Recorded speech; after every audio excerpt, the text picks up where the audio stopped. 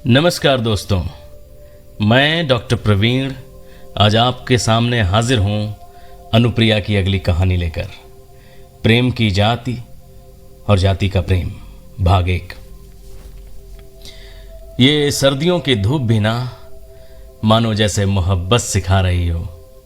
Mail मिलाप के बहाने हर घरों की छत पर लोगों का धूप सेकना, लूडो खेलना, चेस की सेनाओं के साथ घंटों जूझना, कभी कभी बैडमिंटन का खेल तो कभी पतंग उड़ाना, और तो और महिलाओं का एकजुट होकर हंसी ठिठोली करना, फिर उनका किसी दुखद बात पर करके अच्छा ओहो वाला एक्सप्रेशन देना, तो कभी हाँ वो तो है कहकर धीरे से बात को बदल अपने में ही सिमटी खुशियों का मज़ा लेना। ये सर्दियों की धूप भी ना। शहरों में तो प्रायः लोगों की छत एक दूसरे से जुड़ी होती है। दुश्मनी होने पर दीवारें उठ जाती हैं, नज़रें फिर जाती हैं, और प्यार होने पर दीवारों में से भी रास्ता निकल आता है। ऐसा ही एक प्रेमपूर्ण रिश्ता था रेखा चाची का अपने आसपास के लोगों के साथ। एक दिन रेखा चाची अपने छत पर अपने पड़ोसियों से बात कर रही थी। वो अपने में इतनी व्यस्त थी कि उनको ख्याल ही नहीं रहा कि नीचे कपड़े रख छोड़े थे जिसे छत पर सुखाने के लिए लाना था। जैसे ही ख्याल आया तो छत से ही आंगन की मुंडेर पर जाकर वह आवाज़ देने लगती हैं अपने घर पर इस मौसम में आई हुई भतीजी को, जो हर साल अमूमन इस समय आ जाया करती है। रेखा चाची ने कहा, सोनी बेटा जरा सुनो तो, कपड़े छत पर दे जाती, देखो मैं जल्दी जल्दी में भूल गई हूँ। सोनी ने तुरंत कहा, जी चाची कहकर कपड़े तुरंत छत पर लेकर पहुँच गई। आसपास के लोग उससे अभी तक अनभिज्ञ थे। उसे जो घर से बाहर निकलना पसंद नहीं था, परिचय के तौर पर बहुत थोड़ा ही जानते थे, मगर आज बीना भाभी का देवर मिकेश अचानक बड़े गौर से उसे देखने लगा था। उसे देखता भी न क्यों, उसे देखने की वजह भी थी। सोनी थी भी कुछ इतनी खूबसूरत, कुछ पल के लिए निगाहें टिक ही जाती थी। आंखें ऐसी कि जैसे दुनिया भर की सादगी और हया उसमें समा गई हों। रंग ऐसा जैसे गेहूं की बालियां पक गई हों। व्यक्तित्व ऐसा जैसे वो मिट्टी जो अपने में कई फूल खिला सकती हो। और आचरण ऐसा जैसे बारिश की बूंदें जमीन पर गिरी हों और जिसकी सौंधी सी खुशबू चारों ओर बिखरने लगी हो। बड़े घर की बेटी थी ना, पर मजाल है कि उसमें कहीं से भी कोई अहंकार झलकता हो। कहीं पर मैंने पढ़ा है कि हे भगवान, मुझे इतना देना कि ज़मीन पर भी बैठूं तो लोग मेरा बड़प्पन समझे, मेरी औकात नहीं। प्रतिभाशाली व्यक्तित्व की धनी, बातचीत में शालीन, पढ़ाई में निपुण सोनी सिविल सर्विसेज की तैयारी कर रही थी। उस वक्त छत पर सोनी की निगाह भी मिकेश पर पड़ी थी, मगर आनन फानन में कपड़ों को अरगवनी पर डालकर वह चुपचाप नीचे चली जाती है। मिकेश जो कि देखने में सुंदर व आकर्षक था, बातचीत में कुशल और व्यवहार में बड़ा सामाजिक था। उसको यह एहसास हो गया था कि सोनी को देखने के बाद उसमें कुछ तो बदल गया था। वह अब वही नहीं रह गया था जो उसे देखने के पहले था। बार बार अपनी भाभी से उसके बारे में पूछना शुरू कर दिया उसने। उसकी आंखें अब सोनी की निगहबान बन चुकी थीं। उसके बार बार छत पर आने का इंतजार करने लगी थी। उसके ख्यालों में रात दिन बस सोनी ही सोनी बस गई थी, जैसे कितना कुछ कहना चाहता हो उससे, मगर जब जब वह सामने पड़ता सहम जाता, कहने से डर जाता। कैसे कहूँगा, क्या जवाब मिलेगा, क्या आज उससे मिल पाऊँगा, इस तरह की तमाम बातों का चिंतन मनन उसके मन में सदा चलने लगा था।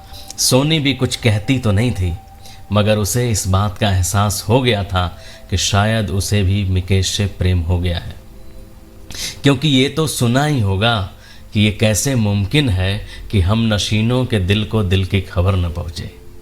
सोनी को इस बात की खबर लग गई थी कि वे दोनों अब प्रेम की नई राह पर आगे चल चुके थे, क्योंकि प्रेम की घटना चुपचाप ही सही, मगर जब घटती है तो उसकी पगध्वनियाँ बड़ी दूर से ही सुनाई देने लगती हैं।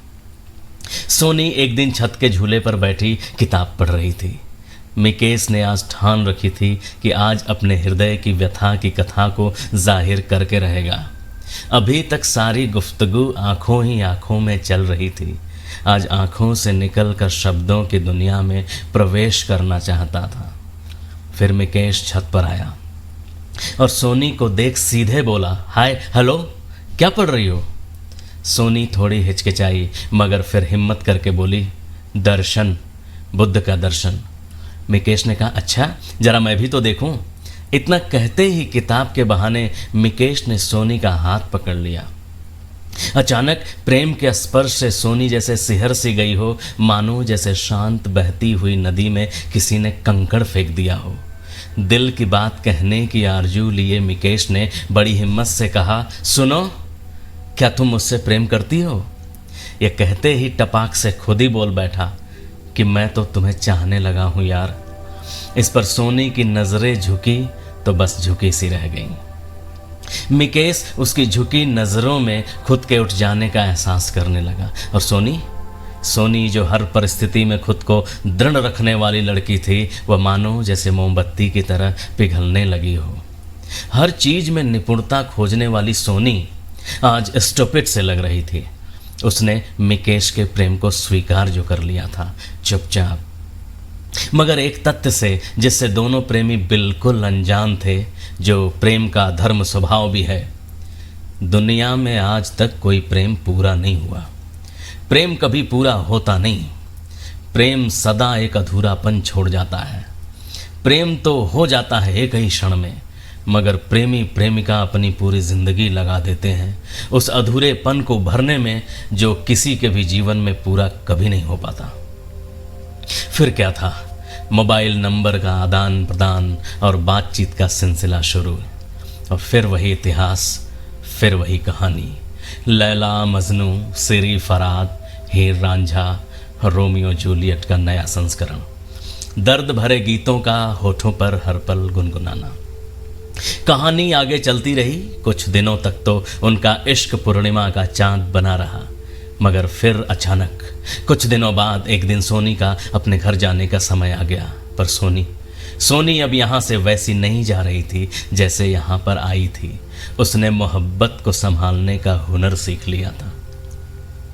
अपने साथ वो यादें, किस्से और विश्वास का बंधन लिए जा रही थी।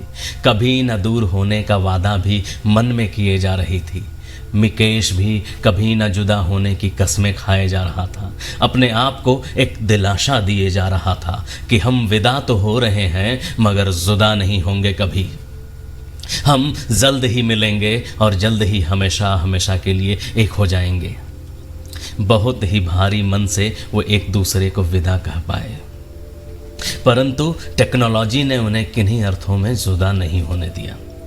मोबाइल पर दोनों की खूब चैटिंग होने लगी। व्हाट्सएप पर बातचीत का सिलसिला नए सोपान चढ़ने लगा। इश्क की गलियों का एक तारा बजने लगा। धीरे धीरे वे पूरी तरह एक होते चले गए। आहिस्ते आहिस्ते उनकी मोहब्बत सिर चढ़ के बोलने लगी। उनका इश्क अब परवान चढ़ चुका था। सुबह, दोपहर, शाम, हर पल, हर वक्त ये दोनों पूरी तरह मोबाइल की सीमा में बंद हो चुके थे। गुड मॉर्निंग, गुड इवनिंग के साथ बाबू, सोना, मोना, तुम मेरे हो, बस मेरे ही रहना जैसे ढेर सारे भाव दोनों के प्यार की झील में तैरने लगे। अपने मोबाइल फ़ोन में मिकेश के मैसेज के नोटिफिकेशन देखकर सोनी का चेहरा खिल जाता था। जब भी मिकेश का मैसेज सोनी को आता था तो समझो जैसे मिकेश खुद ही आ गया हो। सोनी के व्हाट्सएप स्टेटस भी मिकेश के लिए लगने लगे थे। जैसे सोनी जिस भाव में रहती थी उसी का स्टेटस भी लगाती थी। कोई उसका स्टेटस पढ़कर उसका मूड और उसकी फितरत सब जान सकता था। सोनी एक खुली किताब बन गई थी। जो भी पढ़ना चाहता पढ़ सकता था, जो भी जानना चाहता जान सकता था।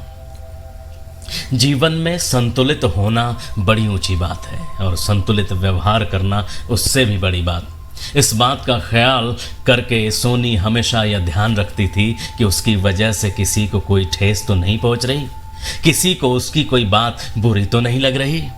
इस बात का ध्यान वह मिकेश के साथ भी रखती थी। यहाँ तक कि कभी कभी किन्हीं वजहों से अगर मिकेश के मैसेज का रिप्लाई नहीं कर पाती थी तो उसके लिए माफ़ी मांगने में भी ज़रा सा भी संकोच नहीं करती थी, क्योंकि उसे पता था कि जब भी किसी प्रत्युत्तर में जवाब नहीं मिलता तो दिल पर क्या बीतती है। मिकेश थोड़ा जल्दी गुस्सा हो जाता था, लेकिन प्यार तो वो सोनी को बहुत करता था, परवाह भी उसकी बहुत करता था। उसकी नौकरी भी कुछ ऐसी थी जिसमें से समय निकालना रेत में से तेल निकालने जैसा काम था। बावजूद इसके वो सोनी के लिए हमेशा हाजिर हो ही जाता था। जब व्यक्ति प्रेम में होता है तब प्रेम के अलावा सब चीज़ें गैर ज़रूरी हो जाती हैं। फिर भी टाइमिंग को लेकर दोनों के बीच कभी कभी प्रेम वाला झगड़ा हो ही जाता था, पर प्रेम था इसलिए सब ठीक हो जाता था। सारी चीज़ें फिर आसानी से हो जाती थीं। इस तरह उनका प्रेम प्रसंग बौराई नदी की तरह उफान मारे चलती चली जा रही थी कि अचानक फिर कुछ ही दिन बाद कुछ हो गया। कुछ बात बेबूझ हो गई, कुछ पता नहीं क्या हुआ, मगर एक बात तय थी, उसके बाद सब कुछ बदल गया। फिर चीज़ें कभी वापस न आ सकीं। जैसा हर प्रेम कहानी में होता है, जैसे हर किस्से की नियति निर्धारित होती है, मगर इस प्रेम में किस्सा कुछ और था। वो गाना तो आपने सुना ही होगा ना, कि सदा न बुलबुल नगमे गाएं, सदा हाँ फसले बहारा। आज के लिए इतना ही। धन्यवाद। जल्दी मिलेंगे कहानी का अगला और अंतिम भाग लेकर।